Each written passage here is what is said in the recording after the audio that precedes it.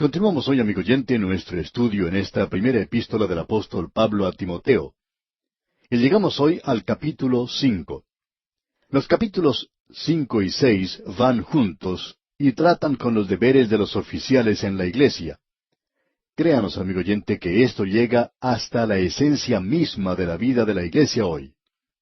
Tenemos aquí una sección muy práctica. No hay nada romántico en esto. Hay algo verdaderamente realista aquí, y confiamos que pueda ser de mucho significado para nosotros hoy. Vamos a comenzar leyendo en el versículo 1 de este capítulo 5, y aquí tenemos la relación de los ministros con los diferentes grupos que forman la iglesia local. En primer lugar, tenemos la relación de Timoteo con los ancianos. Ha habido cierta diferencia de opinión en cuanto al uso que Pablo le da a esta palabra anciano. ¿Se está refiriendo él al cargo de anciano en la iglesia o simplemente a la persona que es anciana? Bueno, en vista de que en la iglesia primitiva el anciano era un cargo en la iglesia, y que también la palabra se refiere a una persona, indicando un santo ya maduro, un hijo de Dios maduro, y un hombre que ocupaba cierto cargo, creemos que las dos cosas pueden estar en mente por la sencilla razón de que un anciano en la iglesia era un anciano. Era una persona ya entrada en años.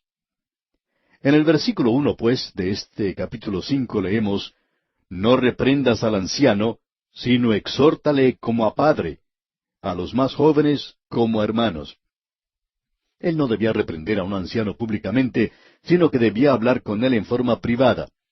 La razón para esto es que uno debe recordar que Timoteo era un hombre joven, y que él tenía que actuar con mucho tacto en su relación con los hombres ancianos en la iglesia.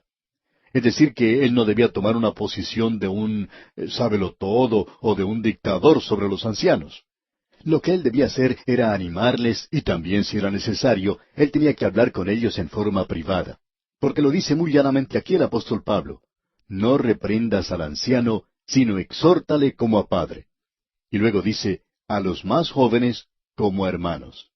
Esta es una relación muy dulce que debía existir entre Timoteo y los ancianos, y también con aquellos de su misma edad. Ahora aquí tenemos también la relación que debe tener el pastor o el ministro con las ancianas. Leamos el versículo 2. «A las ancianas como a madres, a las jovencitas como a hermanas, con toda pureza».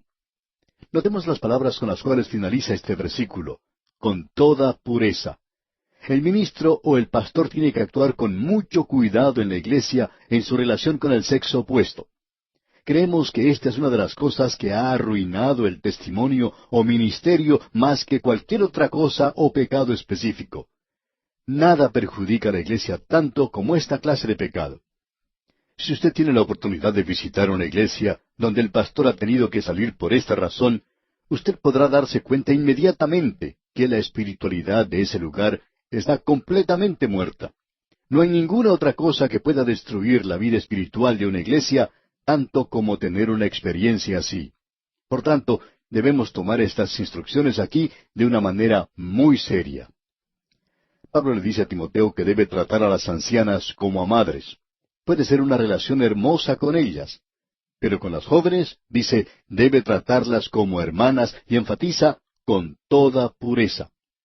Es decir, que la nueva moralidad no funciona en la iglesia y nunca va a funcionar dentro de la iglesia.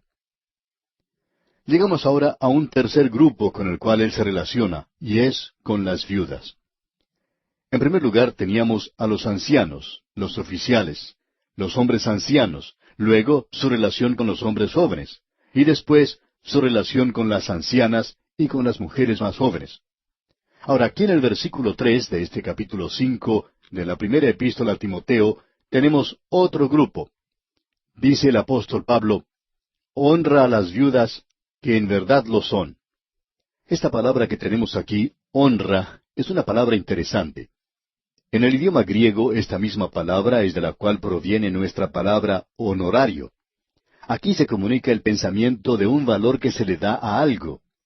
Cuando en el día de hoy se invita a algún predicador o algún orador especial a una reunión, hay veces que uno recibe pago por haber predicado en aquel lugar, y se le llama honorario. Es decir, que esa iglesia le da cierto valor a lo que ese hombre ha hecho. Aparentemente en la iglesia primitiva se cuidaba de las viudas y tenían que tener mucho cuidado en cuanto a esto. Usted debe recordar que esto fue algo que se presentó al mismo comienzo. En el capítulo 6 del libro de los Hechos de los Apóstoles se menciona que los griegos, que estos eran israelitas de Grecia, no habían crecido allí mismo en Israel. Estos griegos, pues, pensaban que sus viudas eran desatendidas en la distribución diaria, que ellas no estaban recibiendo tanto como recibían las otras. Cuando se presentó este problema, los apóstoles inmediatamente buscaron hallar solución a esto, diciendo que debía nombrarse a hombres que se encargaran de esta tarea. Aquí en la primera epístola a Timoteo, el apóstol Pablo menciona qué es lo que debe hacerse. Y él dice, honra a las viudas que en verdad lo son. O sea que uno debía investigar. Y aquí tenemos algo muy práctico en la misma palabra de Dios. Esto es práctico ya que uno tiene que usar el sentido común y no solamente el sentimentalismo. Uno a veces no quiere ayudar a otras personas porque no las conocemos o no sabemos quiénes son. Para poder ayudarlas es necesario conocer la situación. Y es por eso que el apóstol sugiere aquí este asunto de la investigación. Porque si uno se pone a ayudar a cualquier persona que le pide ayuda, entonces habrá muchos que tendrán su mano extendida para recibir algo también. La iglesia primitiva cuidaba de las viudas, pero esto no se hacía de una forma descuidada, basándose nada más que en el sentimentalismo o en las emociones. Es por esta razón que Pablo dice en el versículo 3, honra a las viudas que en verdad lo son. Que los diáconos conduzcan una investigación y que vean cuál es o cuáles son en realidad las viudas, y si existe allí una verdadera necesidad y cuánto es esa necesidad. Entonces sí se puede ayudar. Es muy fácil que las iglesias cometan errores en asuntos como estos. No hay nada malo en tratar de ayudar a los que son necesitados, pero es necesario investigar la situación de cada uno de ellos. Es algo muy bueno cuando uno puede apreciar que en la iglesia se está ayudando a aquellos que tienen necesidad. Y en este versículo 3, Pablo instruye a Timoteo diciéndole, honra a las viudas que en verdad lo son. Luego el apóstol entra en más detalles y en el versículo 4 de este capítulo 5 de la primera epístola a Timoteo, dice el apóstol Pablo, pero si alguna viuda tiene hijos o nietos, aprendan éstos primero a ser piadosos para con su propia familia y a recompensar a sus padres, porque esto es lo bueno y agradable delante de Dios. Cuando se está haciendo la investigación en la iglesia, hay que ver si esa viuda tiene hijos, y si los tiene, hay que ver si ellos la están ayudando o no. Ahora, si no tiene hijos, pues hay que ver si tiene nietos. Si no tiene hijos allí, si se han ido a otro lugar o están muertos, entonces, ¿qué podemos decir en cuanto a los nietos? Ellos tienen una responsabilidad. Ese era el método de Dios. Y creemos que aún hoy es el método de Dios. Aprendan estos primero a ser piadosos para con su propia familia y a recompensar a sus padres, porque esto es lo bueno y agradable delante de Dios. Cuando se conduce esta investigación, esta es una de las cosas que uno puede descubrir. Ahora, en el versículo 5 leemos, mas la que en verdad es viuda y ha quedado sola, espera en Dios y es diligente en súplicas y oraciones noche y día. Aquí tenemos a una viuda verdadera. Ella es una mujer piadosa y está orando. Ella no solo ora por la iglesia y su pastor, sino que ora por sí misma, por su propia necesidad. Y tiene el derecho de hacer eso. Y permítanos decir, amigo oyente, que a Dios le agrada que usted le ayude a Él a contestar sus oraciones. Y Dios dice que este es el lugar. Cuando usted encuentra una viuda como esta que se menciona aquí, entonces usted puede ayudarle. Eso es lo que está diciendo. Creemos que esto es algo verdaderamente hermoso. Y continuando con este mismo pensamiento, el apóstol establece un contraste en el versículo 6. Escuche usted. Pero la que se entrega a los placeres, viviendo, está muerta. Pero si cuando usted está investigando, descubre que esa viuda está en una fiesta, que está entreteniendo a otra gente, diríamos entonces que ella no necesita ser ayudada. No interesa cuán prominente o destacada sea su posición en la iglesia. Ella no debe ser ayudada porque dice aquí el versículo 6, pero la que se entrega a los placeres, viviendo, está muerta. Ella no debe recibir ayuda. Y el apóstol enfatiza estas normas en el versículo 7. Manda también estas cosas para que sean irreprensibles. Es decir, que Pablo le está diciendo aquí a Timoteo que tenga cuidado en aclarar esto para que la iglesia se comporte de una forma irreprensible en cuanto a esto. Y agrega en el versículo 8, porque si alguno no provee para los suyos, y mayormente para los de su casa, ha negado la fe, y es peor que un incrédulo. Amigo oyente, no sabemos cómo podemos enfatizar más aún de lo que aquí se menciona, de que la viuda debe ser cuidada por sus propios parientes. Si sus parientes están negándole eso, entonces cualquier otro testimonio que puedan dar no va a tener mucha importancia. El testimonio que pueden dar ante la sociedad misionera o en la iglesia no va a tener mucho valor si no se comportan bien en casa. Si ellos no están cuidando de aquellos que les pertenecen, entonces no tienen un buen testimonio. Son peores que los incrédulos, dice el apóstol Pablo. Y no somos nosotros los que estamos diciendo esto. Hace un tiempo nos expresamos de una manera quizá un poco dura y hubo personas que no apreciaron mucho esto en cuanto a este asunto de ayudar a los demás. Pero amigo oyente, debemos decir que la Escritura es muy clara en cuanto a esto. Quizá usted pueda errar en cuanto a cosas de doctrina, pero aquí estamos seguros de que no hay lugar a duda.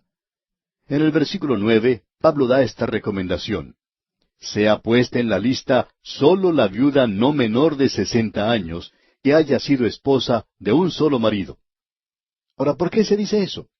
Si ella es menor de esa edad de 60 años, entonces puede trabajar y debe hacer eso. Dice aquí que tenga testimonio de buenas obras, si ha criado hijos. Es bueno investigar lo que sucedió antes en su vida. Y luego, en el resto del versículo 10 dice, si ha practicado la hospitalidad, si ha lavado los pies de los santos, si ha socorrido a los afligidos, si ha practicado toda buena obra. Hay que ver qué clase de persona ella ha sido en el pasado. Y si ella está necesitada, entonces hay que ayudarle. Nos agradaría ver que la iglesia, que todas las iglesias en el día de hoy, regresaran a estas verdades, a estos principios básicos y sencillos, y que se apartaran de lo sentimental, de lo que atrae la emoción, especialmente en la época de Navidad o de Pascuas, ya que hay muchas personas que se aprovechan de estas ocasiones y saben que los creyentes tienen buen corazón y les entregan dinero. Esto no ayuda a nadie. Uno está ayudando a alguien que en realidad no lo necesita, mientras que en la iglesia puede haber una viuda que sí está necesitando ayuda. Ella puede estar muy sola, quizá no ha recibido visitas por mucho tiempo, y los hijos quizá ya no están allí. Quizá ellos viven en otro lugar o han fallecido. Quizá ella tenga una necesidad y la iglesia ignora esa clase de cosas. Amigo oyente, esto es algo que lo destaca a uno. Si la iglesia hace eso, debemos decirle que esa clase de testimonio se esparcirá por todas partes. Ahora el apóstol Pablo continúa sus instrucciones. Esto es algo verdaderamente tremendo, ¿verdad? Él dice que ella, o sea la viuda, debe tener testimonio de buenas obras. Es decir, que uno no debe ayudar a cualquier persona que se presente. Pero viudas más jóvenes, dice, no admitas. ¿Por qué? Porque cuando, impulsadas por sus deseos, se rebelan contra Cristo, quieren casarse. Es decir, que la viuda más joven tiene otras cosas en mente. Pensamos que estas viudas deberían hacer alguna tarea en la iglesia, que ellas deberían hacer algo para ayudar en ese lugar. Por ejemplo, cuando una mujer pierde a su esposo, no hay nada mejor que otra viuda vaya a visitarle. Especialmente cuando esta mujer queda sola, sin hijos, sin amigos. Pierde a su esposo y no le queda nadie. Entonces otra viuda puede ir a visitarle.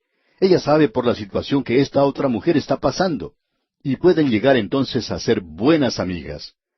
Una señora que pasó por esta situación dijo, la visita de esa otra señora fue lo que hizo que yo llegara a tener una relación con Dios que nunca antes había tenido. Las viudas jóvenes van a casarse, y eso está muy bien según lo vemos nosotros.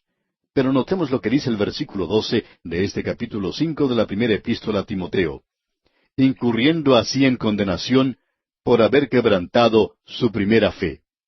Hay ocasiones cuando la viuda joven no elige un segundo esposo como debería hacerlo.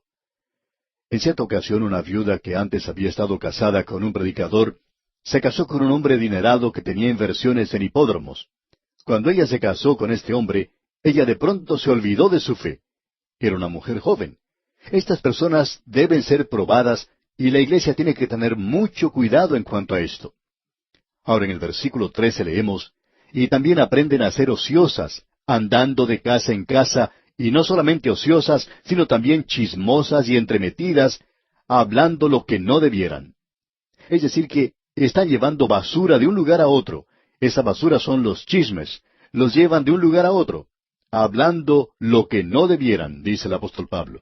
Y él teme que ahora que esa mujer ya no tiene obligaciones como esposa y ama de casa, y no tiene hijos, se convierta en una persona entremetida. Y Pablo continúa dando otras instrucciones en el versículo 14. Quiero pues que las viudas jóvenes se casen, críen hijos, gobiernen su casa, que no den al adversario ninguna ocasión de maledicencia. Ahora aquí él está hablando en cuanto al comportamiento del hombre y la mujer en la iglesia. Amigo oyente, no interesa lo que se diga y lo que se enseñe hoy. Hay ocasiones cuando la relación entre un esposo y una esposa ha llegado a ser algo desastroso. En cierta ocasión, una señora le contó a un pastor que estaba viviendo una vida angustiosa y miserable porque su esposo era un borracho que la golpeaba mucho. El pastor le aconsejó que dejara a su esposo. Esto produjo una serie de severas críticas contra ese pastor, diciendo que el esposo debe ganar a su esposa y la esposa debe ganar a su esposo. Y eso es cierto. La palabra de Dios enseña eso. Pero nadie sabe en realidad por lo que esa mujer estaba pasando. Dios nunca le pidió a ella que viviera en esa clase de infierno aquí en la tierra. Ya no era asunto de tratar de ganar a su esposo, lo cual ella podía hacer aún estando fuera de esa relación. Era más bien asunto de escapar de una situación crítica y miserable y hasta peligrosa a la que había llegado. Hay algunas mujeres que se hacen mártires y se vuelven muy piadosas con esta clase de cosas. Y eso es lo que se está enseñando hoy. Hay caso tras caso donde las esposas han llegado hasta el colapso nervioso. Y cuando llegan a ese punto, podemos asegurarle una cosa: ellas no pueden ser testigos para sus esposos. Y el apóstol Pablo está dejando muy en claro aquí que estas relaciones en la iglesia deben ser en el nivel más alto posible. Y luego en el versículo 15 de este capítulo 5 de la primera epístola a Timoteo, el apóstol dice: porque ya algunas se han apartado en pos de Satanás. Estas no son verdaderas creyentes, por supuesto. Y agrega en el versículo 16, si algún creyente o alguna creyente tiene viudas, que las mantenga, y no sea gravada la iglesia, a fin de que haya lo suficiente para las que en verdad son viudas. Es decir, que la iglesia debe concentrarse en aquellas que están realmente en necesidad. Luego dice, los ancianos que gobiernan bien sean tenidos por dignos de doble honor. Nuevamente opinamos que en la iglesia primitiva se le pagaba a los maestros. Y a un buen maestro creemos que se le debería pagar un poquito más. Y aquí se dice que debe pagársele doble. Esto es lo que leemos en los versículos 17 y 18.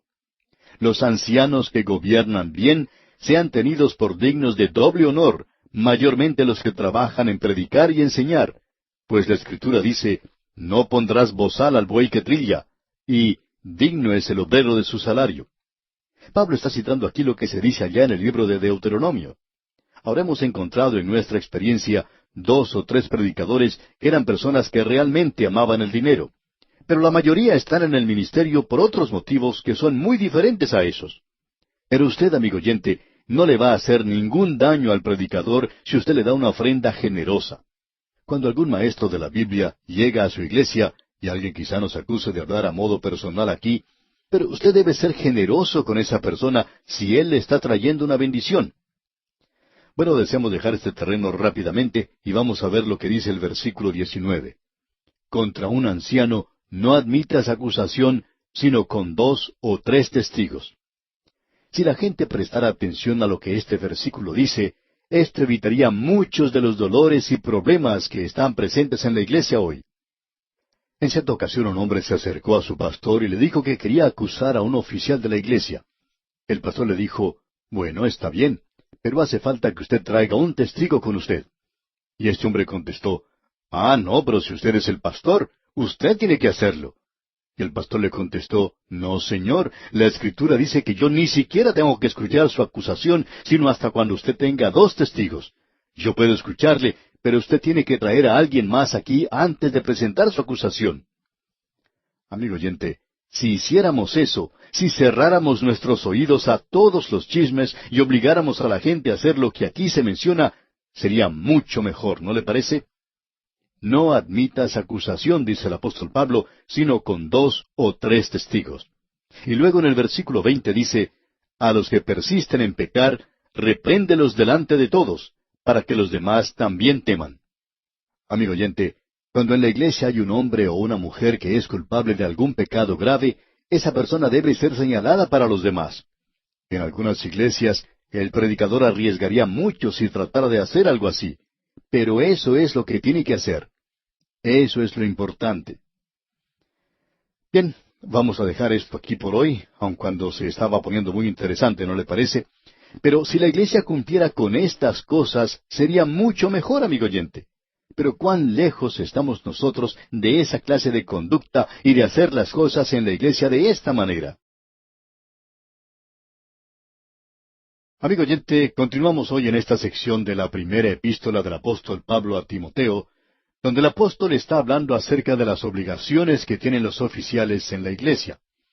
En la sección en que nos encontramos, él está dando énfasis a la obra de los ancianos, aquellos que son los maestros en la iglesia. Y en el versículo 19 de este capítulo 5 leemos, contra un anciano no admitas acusación, sino con 2 o 3 testigos. Si en el día de hoy estuviéramos cumpliendo lo que aquí se indica, creemos que esto ayudaría a reducir en gran manera la chismografía, el malentendido y las disputas hoy, ¿no le parece? Y si esto fuera acatado no solo por el pastor, sino por cada uno de los miembros de la iglesia, donde usted no dejara que los demás susurraran en su oído un chisme acerca del pastor, a no ser que haya sido algo comprobado, ayudaría mucho. Lo importante, amigo oyente, es siempre tener conocimiento de los hechos antes de comenzar a hablar. Esto es de suma importancia. Lo mejor, después de conocer los hechos, es no usar esa información para esparcir un escándalo por todas partes, sino tratar de corregir la falta. Y esto quiere decir que es necesario ir a las autoridades competentes para eso. Por tanto, la acusación debe ser presentada ante 2 o 3 testigos. Y creemos que si 2 o más personas conocen el asunto, es muy probable que haya otros más que también lo saben. Ahora el versículo 20 dice, a los que persisten en pecar, repréndelos delante de todos, para que los demás también teman. Uno tiene que estar seguro de tener toda la información necesaria. Pero después de haber reunido toda la información, si uno descubre que un líder ha pecado, él debe ser reprendido. Ahora aquí surge la pregunta de si eso tiene que hacerse públicamente o no. Bueno, creemos que cuando un miembro de la iglesia peca, y esto no concierne a la iglesia, que eso nunca debe ser presentado abiertamente y tampoco debe ser confesado allí. Pero cuando un líder de la iglesia, un oficial en la iglesia, peca y se reúnen las informaciones necesarias al caso y se ve que esto ha perjudicado a la iglesia, entonces creemos que es hora de mencionar nombres. Y puede que sea el momento de quitar nombres también. Y esto quiere decir que hay que separar a esa persona de la iglesia porque la iglesia puede ser perjudicada si no se hace esto. Ahora, en el versículo siguiente, el versículo 21, dice el apóstol Pablo, te encarezco delante de Dios y del Señor Jesucristo y de sus ángeles escogidos, que guardes estas cosas sin prejuicios, no haciendo nada con parcialidad. Él tiene que tratar a todas las personas de la misma manera.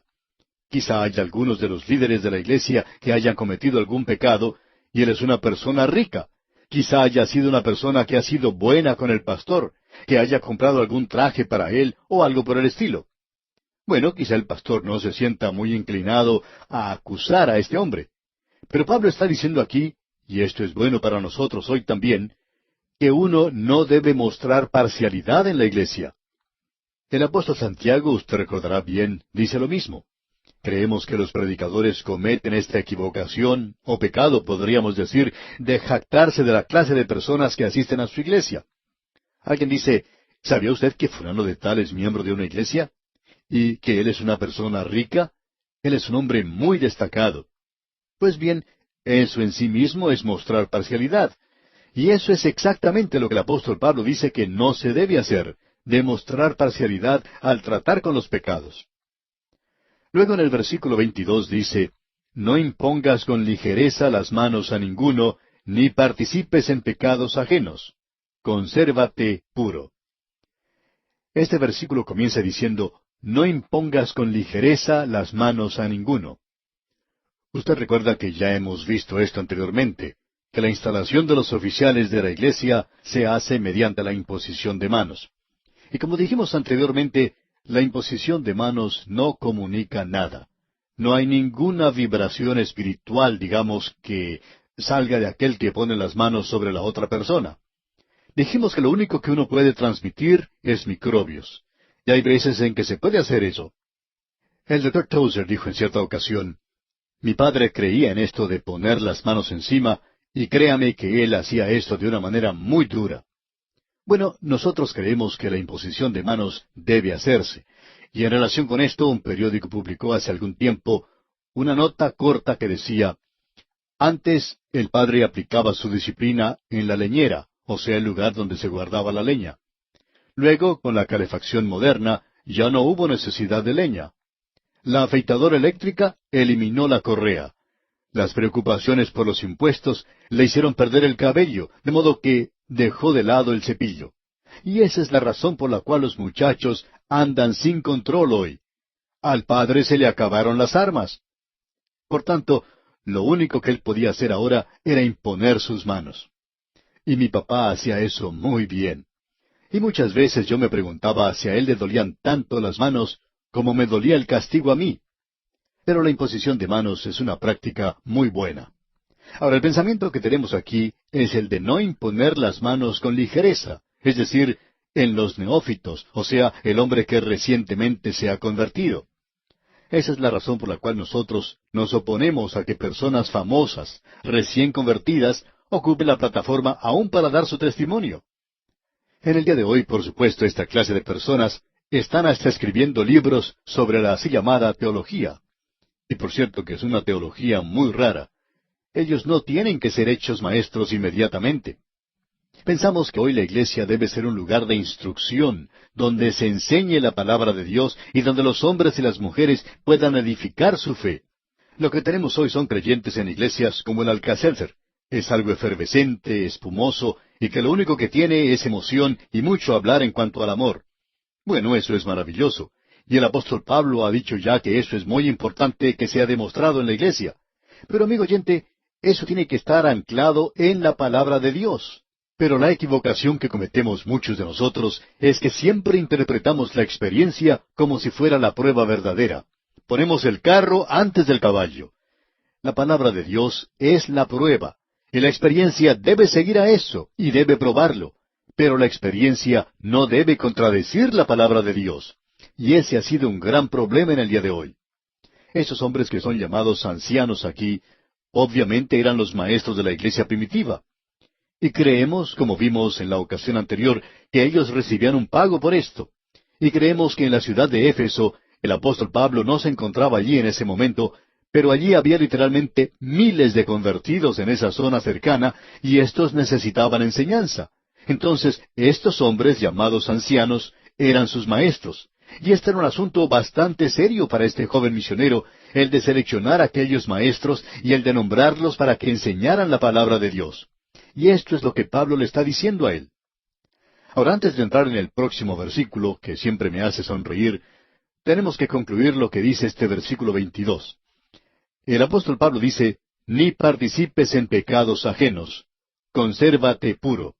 Es decir, Timoteo, no te comprometas, no llegues a ninguna clase de acuerdo. Eso es lo que él está diciendo aquí, porque algún día llegará alguien que será un recién convertido. Tiene un testimonio maravilloso. Dejemos que él lo presente. Y este hombre se levanta y predica un pequeño sermón. El apóstol Pablo está diciendo aquí que usted es participante de pecado con él si hace una cosa así. Debe mantenerse, conservarse puro. Uno tiene que estar seguro que estos hombres están anclados, asegurados, bien fundamentados en la palabra de Dios. Bien, aquí tenemos este versículo que, como dije anteriormente, me hace sonreír. El versículo 23 del capítulo 5 de la primera epístola a Timoteo. Leamos. Ya no bebas agua, sino usa de un poco de vino por causa de tu estómago y de tus frecuentes enfermedades. Ahora este versículo ha sido abusado mucho. En primer lugar, quisiéramos aclarar que el vino que aquí se menciona no es como una bebida, sino como una medicina. y nos preguntamos si Timoteo, tratando con este grupo de diáconos allí en Éfeso, no habría llegado a tener una úlcera en el estómago. Por lo menos Pablo le dice aquí que tome un poco de esa medicina. Por cierto que él ha sido colocado bajo una situación de mucha tensión y obligación, y eso puede causar estas úlceras. Ahora, en el versículo 24 él dice, los pecados de algunos hombres se hacen patentes antes que ellos vengan a juicio, mas a otros se les descubren después. En ocasiones Dios puede juzgar a los creyentes aquí en esta tierra, y porque Él no lo juzga a usted inmediatamente, no quiere decir, amigo oyente, que Él no le vaya a juzgar. Al pasar de los años, uno puede observar cómo Él actúa. Él dejó muy en claro allá en la primera epístola a los Corintios, usted bien recordará, que esto es en relación con la cena del Señor. Allá en el versículo 30 del capítulo 11 de la primera epístola a los Corintios, Él dice que hay mucha gente que sufre enfermedades porque han llevado a cabo esto sin discernir el cuerpo del Señor. Fue hecho de una manera equivocada. Y en ese versículo 30 de la primera epístola a los Corintios capítulo 11 dice, por lo cual hay muchos enfermos y debilitados entre vosotros, y muchos duermen. Él está diciendo que algunos ya han sido juzgados, por lo cual hay algunos que están enfermos, otros han muerto, y ese ha sido el juicio de Dios. Y eso fue algo muy real y verdadero en el caso de Ananías y Zafira, por ejemplo. En el versículo 31 del mismo capítulo 11 de la primera epístola a los Corintios dice, si pues nos examinásemos a nosotros mismos, no seríamos juzgados. Cuando el creyente peca, él se puede juzgar a sí mismo. Esto no quiere decir que él va a sentir lástima por sí mismo. Esto indica que él tiene que tratar con ese pecado en su vida. En primer lugar, si él le ha hecho daño o ha perjudicado a alguna persona, tiene que arreglar ese asunto. Lo segundo que tiene que hacer es apartarse de eso. Si él no lo hace, entonces él no se ha juzgado a sí mismo. Ahora, en el versículo 32, y estamos leyendo todavía en el capítulo 11 de la primera epístola a los Corintios, dice, mas siendo juzgados, somos castigados por el Señor para que no seamos condenados con el mundo. Es decir, que el mundo en el día de hoy comete esos pecados y Dios juzga. Ahora, el creyente no va a dejar de pagar por su pecado. Dios lo va a juzgar, o él se tiene que juzgar a sí mismo. Si usted se juzga a sí mismo, todo queda arreglado. Pero si usted no se juzga a sí mismo, amigo oyente, entonces Él le juzgará a usted. Y se nos indica aquí de una manera muy clara que hay veces cuando Dios juzgará a la persona aquí mismo y ahora. Y luego esa persona tendrá que presentarse ante el tribunal de Cristo. Bueno, volviendo ahora a la primera epístola a Timoteo que estamos estudiando, veamos lo que dice aquí en el versículo 25 del capítulo 5.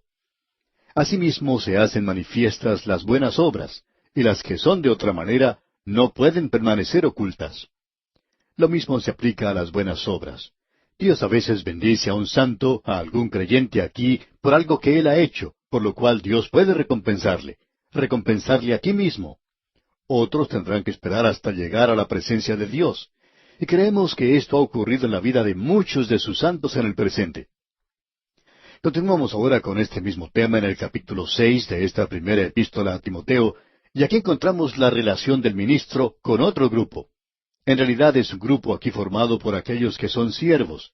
Veamos lo que dicen los primeros 2 versículos del capítulo 6.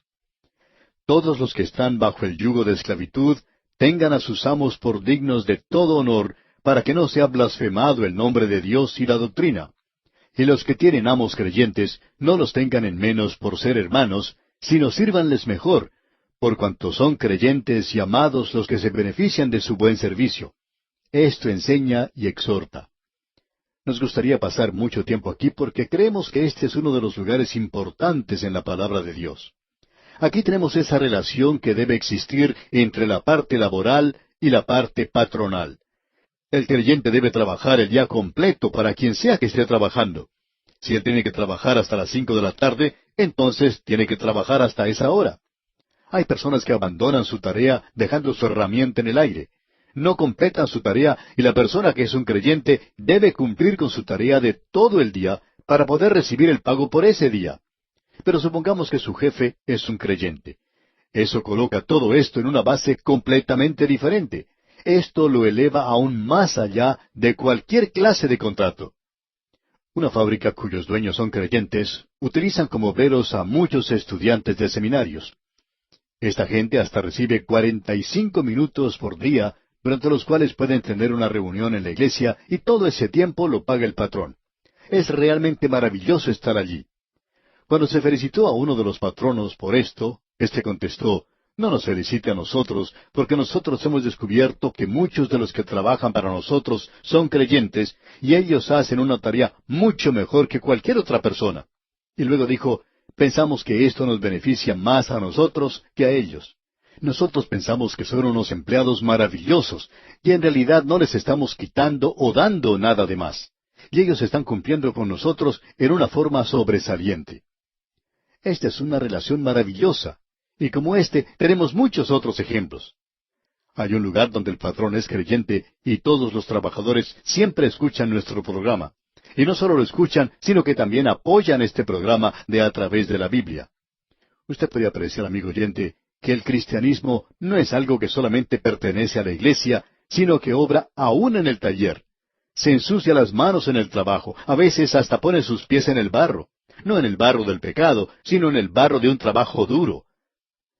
Regresando ahora a estas grandes verdades con las cuales el apóstol Pablo está tratando, con aquellos que no están cooperando, veamos lo que dicen aquí los versículos 3 al 5 de este capítulo 6 de la primera epístola a Timoteo.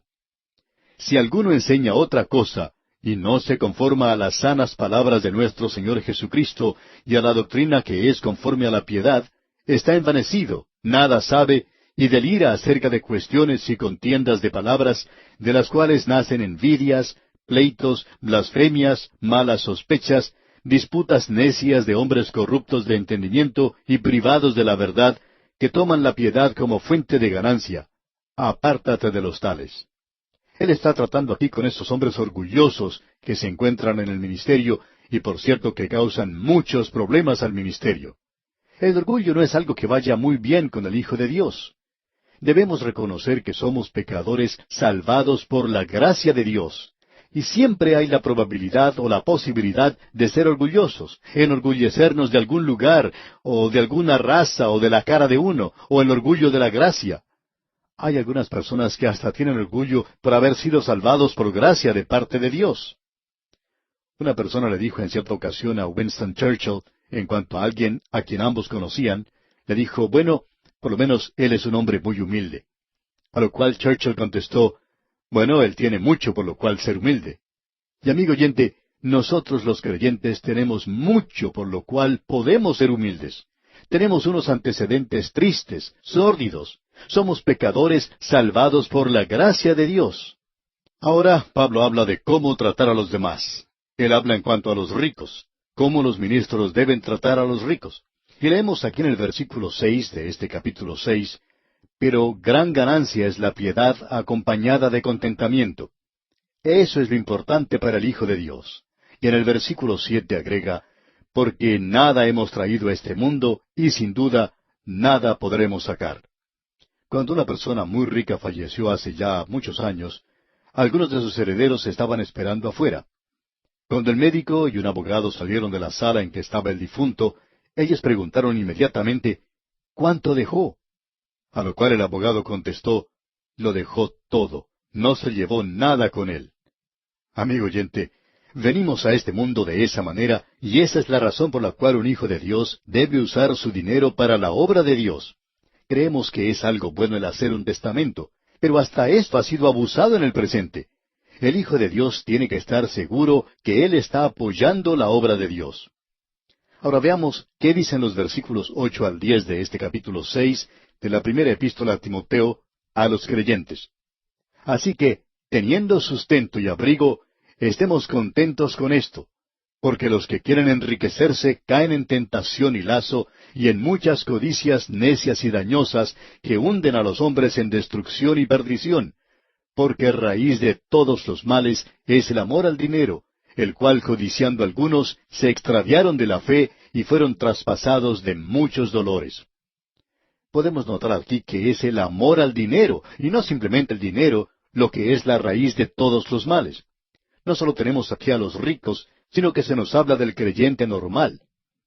Ahora los siguientes versículos, 11 y 12, dicen: Mas tú, oh hombre de Dios, huye de estas cosas, y sigue la justicia, la piedad, la fe, el amor, la paciencia, la mansedumbre. Pelea la buena batalla de la fe, echa mano de la vida eterna, a la cual asimismo fuiste llamado, habiendo hecho la buena profesión delante de muchos testigos. Esto nos hace recordar algo que hemos mencionado varias veces. Si a usted se le acusara de ser un creyente y llevado al tribunal, ¿habría suficientes pruebas como para condenarle? Pues de esto es de lo que nos está hablando el apóstol Pablo aquí. Echa mano de la vida eterna. Demuestre claramente que usted es un hijo de Dios. Y en los versículos 13 al 15 añade, Te mando delante de Dios, que da vida a todas las cosas, y de Jesucristo, que dio testimonio de la buena profesión delante de Poncio Pilato, que guardes el mandamiento sin mácula ni reprensión, hasta la aparición de nuestro Señor Jesucristo, la cual a su tiempo mostrará el bienaventurado y solo soberano, Rey de reyes y Señor de señores. A usted se le conoce por aquel a quien está siguiendo. Si usted está siguiendo a Cristo, entonces usted debe ser un hijo de Dios y permitir que la demás gente sepa esto. En el versículo 18 leemos ahora, que hagan bien, que sean ricos en buenas obras, dadivosos, generosos. Esto nos indica que nosotros debemos simpatizar, debemos estar listos para compartir. Y en el versículo 19 el apóstol dice, atesorando para sí buen fundamento para lo porvenir, que echen mano de la vida eterna. Y esta es la vida que es verdaderamente vida. Luego en el versículo 20 continúa el apóstol, Oh Timoteo, guarda lo que se te ha encomendado, evitando las profanas pláticas sobre cosas vanas y los argumentos de la falsamente llamada ciencia. No trate de ser un predicador o un maestro o un creyente intelectual. Y en el versículo 21 prosigue, la cual, profesando algunos, se desviaron de la fe. La gracia sea contigo. Amén. Y aquí, amigo oyente, concluimos también nosotros el estudio de esta primera epístola del apóstol Pablo a Timoteo. Y confiamos que este estudio haya sentado las bases para una vida cristiana fructífera.